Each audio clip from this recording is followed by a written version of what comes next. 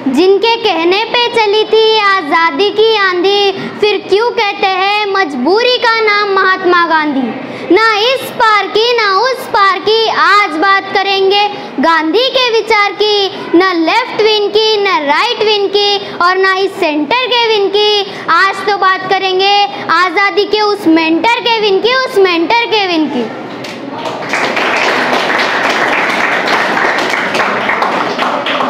नमस्ते दोस्तों, मैं पूर्वा कौराते कक्षा 8वीं की विद्यार्थिनी।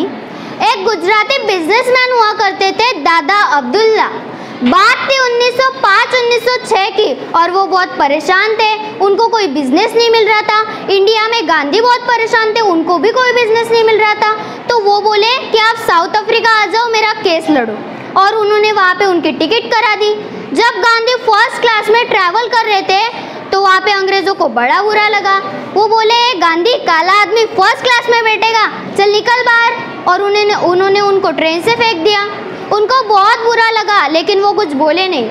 उसके बाद जब वो केस लड़ने के लिए कोर्ट में गए तो कोर्ट के जज ने उनको बोला कि अपनी टर्बन गुजराती पगड़ी उतार नीचे रख, तो उन्होंने अपनी पगड़ी भी उतार दी।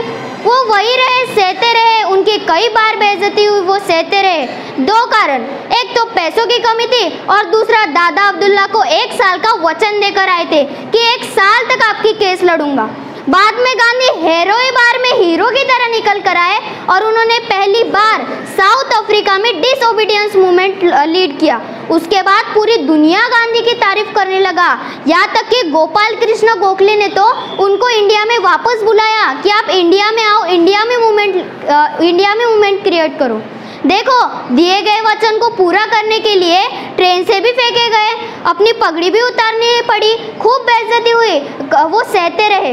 देखो, लोग कहते थे कि वो मजबूर थे। अब वो मजबूर थे कि मजबूत थे, आप ही बताइए।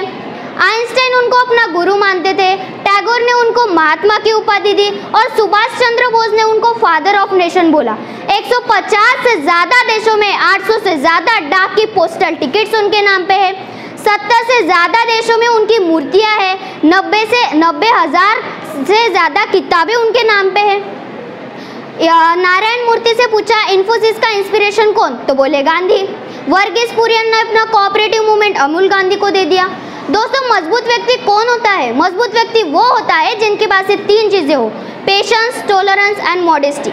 यही बात आप देखिए, जब भगवान बुद्ध और अंगुलीमाल का आमना सामना हो जाता है, अंगुलीमाल सबको मार के उनकी उंगलियों को काट के गले में माला पहनता था। तो एक दिन वैसे ही जंगल में से जाते हुए भगवान बुद्ध और अंगुलीमाल का आमना सामना हो जाता है। वो बोलता है रुक जा रुक जा रुक जा। भगवान बुद्ध बोलते हैं मैं तो कब का रुक चुका हूँ, अब तेरे रुकने का टाइम है। और वहीं पे उसका हृदय परिवर्तित कर दिया जाता है। तो यहीं पे मैं गांधी को रिलेट करना चाहती हूँ कि गांधी भी सब सहने को तैयार थे। जैसे उन्होंने हिंसक डाकुओं का हृदय परिवर्तित कर दिया था, वैसे ही उनको हिंसक अंग्रेजों का भी हृदय परिवर्तित कर देना था। सत्य और अहिंसा के थे वो पुजारी, जिन्होंने अपनी हिम्मत कभी ना हारी। सांस दी हमें आज़ादी की, जन जन है उनका आभारी। यही थे महात्मा गांधी, यही थे महात्मा गांधी।